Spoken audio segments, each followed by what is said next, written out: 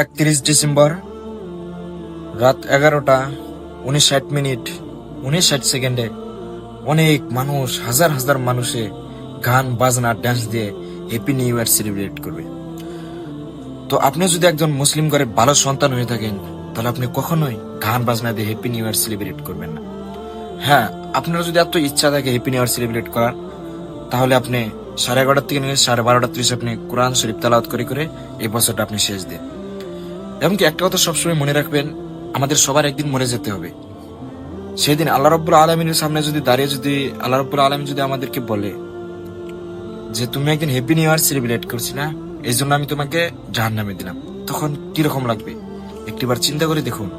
আর এই ভিডিওটা আপনার বন্ধুদের কাছে শেয়ার করে দেন, যাতে আপনার একটা শেয়ারের মাধ্যমে যদি কোনো একজন মানুষের যদি হ্যাপি নিউ ইয়ার সেলিব্রেট যদি না করে, এটা সব আমি এবং আপনি কাল কিয়ামত রিস্ক পেয়ে থাকবো।